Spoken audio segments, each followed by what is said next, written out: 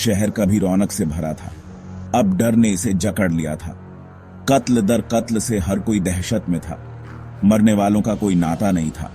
उनकी बेजान आंखें मानो किसी गहरे अंधेरे में देख रही थी। शहर की रूह कांप रही थी। इंस्पेक्टर मैथ्यू सबसे नए क्राइम सीन पर पहुंचे। मौत की बदबू हवा में घुली हुई थी। उन्होंने मुर्दे का पीला चेहरा देखा, एक खौफनाक मंजर। हर कत्ल बेहद बेरहमी और सोच समझकर किया गया था। मैथ्यू के अंदर एक जज्बा जागा, वो इन दरिंदों को ढूंढ निकालेंगे। उन पर बहुत दबाव था। मीडिया पीछे पड़ी हुई थी, लोग जवाब मांग रहे थे। मैथ्यू जानते थे कि ये एक मामूली कत्ल का केस नहीं था, कोई खतरनाक ताकत इसमें शामिल थी। उन्होंने कसम खाई कि वो अपराधियों को सजा दिलवाएंगे, चाहे कुछ भी हो जाए। मरने वालों का अतीत रहस्य में डूबा हुआ था। मैथ्यू और उनकी टीम ने गहरी छानबीन की। उन्हें एक बदनाम माफिया से जुड़ाव का पता चला। ये बेतरतीब हिंसा नहीं थी, ये सोची समझी साजिश थी। शहर पर माफिया की पकड़ किसी से छुपी नहीं थी। उनका असर हर जगह था। नाजायज धंधों से लेकर भ्रष्ट अफसरों तक उनकी पहुंच हर जगह थी। मैथ्यू जानते थे कि वो खतरनाक रास्ते पर चल रहे हैं, लेकिन वो डरने वाले नहीं थे। माफिया के शामिल होने की खबर आग की तरह फैल गई। डर की वजह से कोई गवाह सामने नहीं आ रहा था, सबूत कम थे। मैथ्यू को एक सुराग चाहिए था। उन्हें किसी ऐसे इंसान की जरूरत थी जो बोले, कोई जो शहर के अंधेरे को जानता हो। इंस्पेक्टर मैथ्यू एक तजुर्बेकार अफसर थे। सालों की नौकरी ने उन्हें सख्त बना दिया था।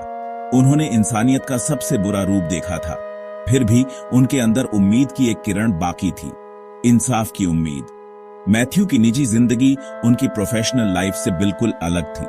वो एक लंबी बीमारी से जूझ रहे थे।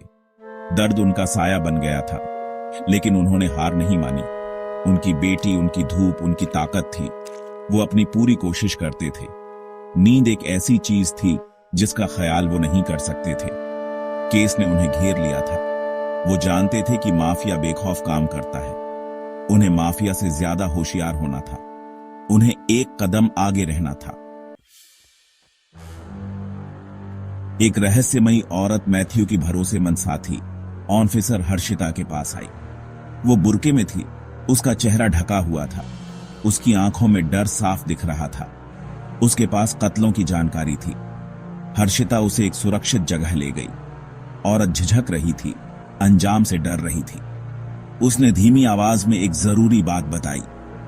मरने वालों का एक ताकतवर ग्रुप से ताल्लुक था, एक ऐसा ग्रुप जो कानून से ऊपर था।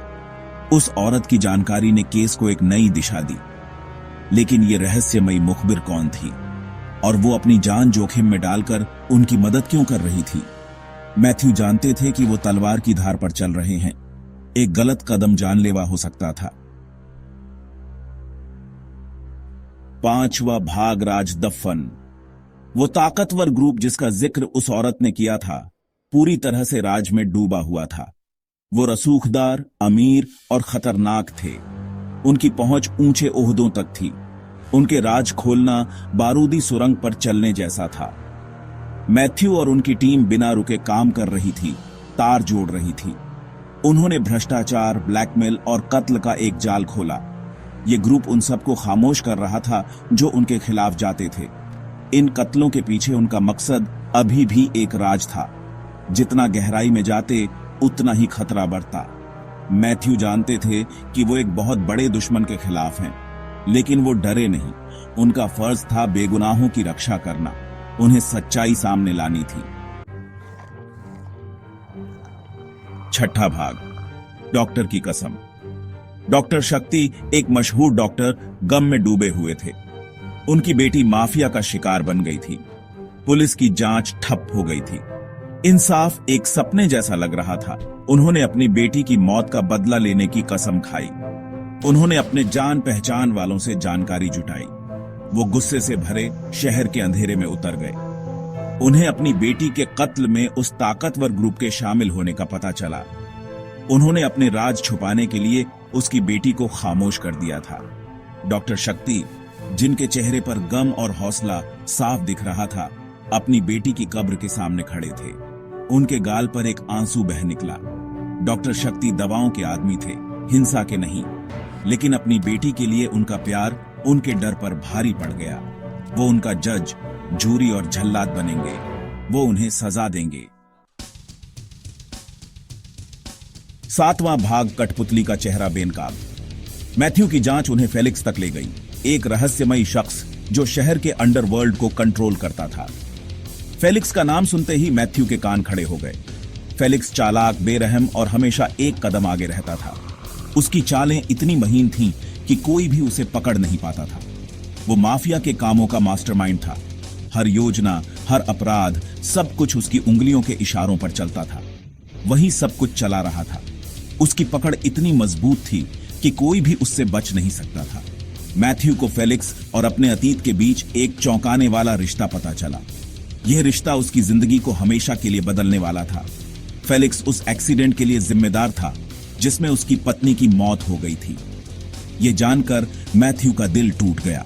वो एक्सीडेंट जिसने उसे हमेशा के लिए एक दर्द दे दिया था। यह दर्द उसकी आत्मा में गहराई तक बसा हुआ था। उसके रगों में गुस्सा दौड़ गया। यह गुस्सा अब उसे फेलिक्स के खिलाफ लड़ने की ताकत दे रहा था। फेलिक्स, एक शातिर मुस्कान उसके चेहरे पर, एक आलीशान पेंट हाउस अपार्टमेंट में फोन पर बात कर रहा था। उसकी आंखों में एक खतरनाक चमक थी। शहर की रोशनियां बैकग्राउंड में खतरनाक तरीके से टिमटिमा रही थीं। यह दृश्य फेलिक्स की ताकत और उसके खतरनाक इरादों का प्रतीक था। फेलिक्स ने उससे सब कुछ छीन लिया था। उसकी खुशियां, उसका परिवार, सब कुछ। उसकी पत्नी, उसकी सुकून भरी जिंदगी, उसकी जिंदगी। अब मैथ्यू के पास खोने के लिए कुछ नहीं बचा था। अब वो अपनी सल्तनत बचाने के लिए बेगुनाह लोगों को निशाना बना रहा था। उसकी निर्दयता की कोई सीमा नहीं थी। मैथ्यू ने कसम खाई कि वो फेलिक्स को गिराएगा, वो उसे दर्द देगा, वो उसे न्याय के कटघरे में खड़ा करेगा। 8वां भाग, विश्वासघात। इकबाल, मैथ्यू का सबसे करीबी दोस्त और राजदार, एक वफादार इंसान था। वे दोनों बचपन से ही एक दूसरे के साथ थे, हर मुश्किल घड़ी में एक दूसरे का साथ देते हुए, या उसे ऐसा ही लगता था। लेकिन हर कहानी के पीछे एक छुपा हुआ सच होता है। कुछ घटनाओं ने एक चौंकाने वाली सच्चाई सामने लाई, एक सच्चाई जिसने मैथ्यू की दुनिया को हिलाकर रख दिया। इकबाल शुरू से ही चुपके से फेलिक्स की मदद कर रहा था।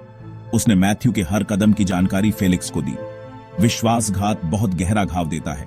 यह घाव ऐसा था जो कभी नहीं भर सकता था। मैथ्यू को बहुत बड़ा नुकसान हुआ।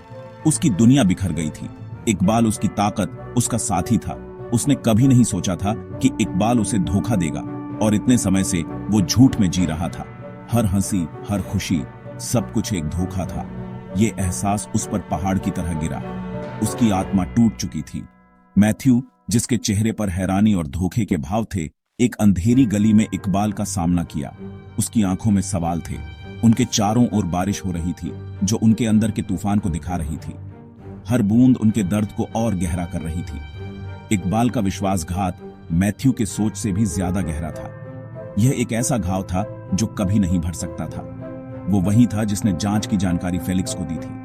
उसने हर कदम पर मैथ्यू को धोखा दिया। वो वही था जिसने उनके हर कदम को नाकाम किया था, हर योजना को विफल किया। मैथ्यू को गुस्सा, धोखा और एक गहरा नुकसान महसूस हुआ। उसकी आत्मा में एक गहरा घाव था जो कभी नहीं भर सकता था। 9वां भाग, इंसाफ देर से पर मिलेगा जरूर। मैथ्यू इकबाल के विश्वासघात से टूट गया था।